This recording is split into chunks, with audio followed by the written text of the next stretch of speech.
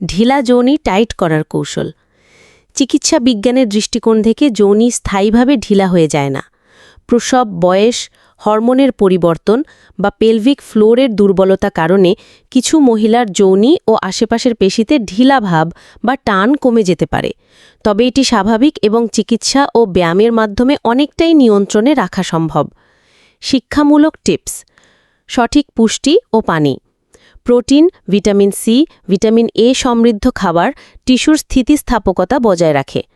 Hormonal যত্ন: menopause পরবর্তী নারীদের ক্ষেত্রে ইস্ট্রোজেন হ্রাসের কারণে শুষ্কতা ও ঢিলা ভাব দেখা যায়।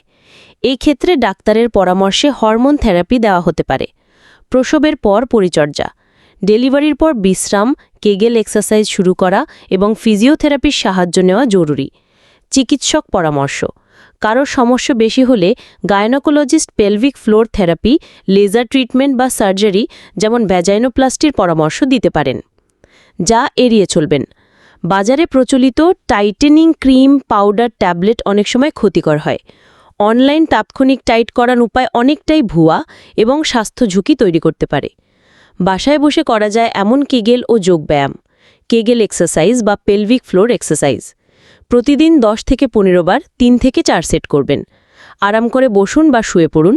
প্রস্রাব মাঝপথে আটকে দেওয়ার মতো টান দিন, অর্থাৎ যৌনি ও মলদ্বারের চারপাশের পেশি সংকুচিত করুন।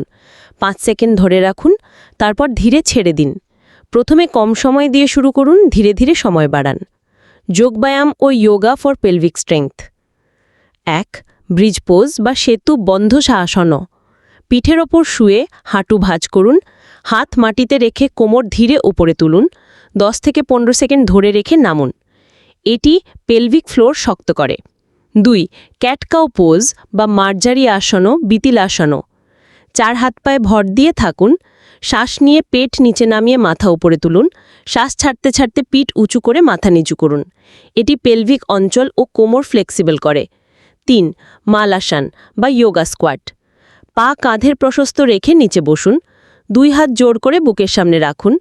এটি পেলভিক ফ্লোর ও নিতম্ব শক্ত করে। খাদ্যাভ্যাসের টিপস: প্রোটিন যেমন ডিম, মাছ, ডাল, দুধ।